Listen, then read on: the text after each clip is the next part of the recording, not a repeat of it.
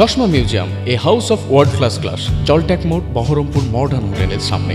রাজ্যে 3 দিনের সফরে কেন্দ্রীয় স্বরাষ্ট্রমন্ত্রী অমিত শাহ বহরমপুরে কংগ্রেসের কার্যালয়ে সাংবাদিকদের প্রশ্নের উত্তরে অধীর রঞ্জন চৌধুরী বলেন, পশ্চিমবঙ্গের সুরক্ষা নিরাপত্তা নিয়ে প্রয়োজনের তুলনায় বেশি কথা বলা হচ্ছে। তিনি বলেন, আমাদের রাজ্যে শিল্প দরকার, সে ব্যবস্থাটা কোথায়?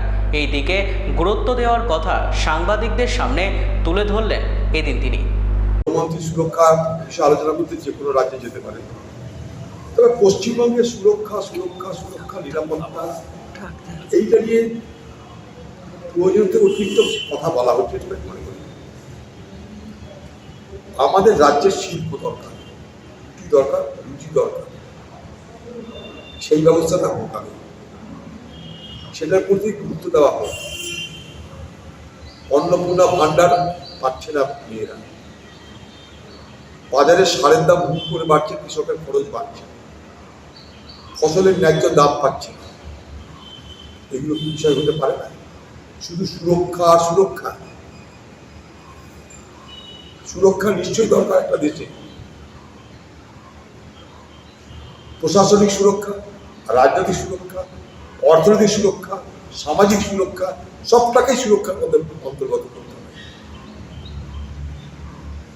আমি তাই বলছি, অমিত শাহজি আসছে কেন দেখছি আমরা, এগুলো যেন অপটিক্স না, কাজের কাজ যেন কিছু ইডি, তৃণমূল, টাকা সবই শুনছি প্রতিদিন, কিন্তু তার গন্তব্যটা কি, শেষ করতে হবে আমরা কিছু জানি। চোর ধরা পড়লো কিনা, চোর আসে কোথায়, চোরের সাজা হলো কিনা শুনতে পাচ্ছেন, দেখতে পাচ্ছেন, কিন্তু আলোচনাই পাবেন।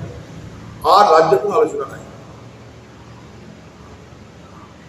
এই যে বর্ষা কম হলো, অভাব বাড়ছে, ইথানল 20 গাড়িতে জোর করে ঢোকানোর জন্য গাড়ির ইঞ্জিন বসে যাচ্ছে, ইঞ্জিন খারাপ হয়ে যাচ্ছে, মানুষের খরচ বেড়ে যাচ্ছে, কোনো আলোচনা আছে?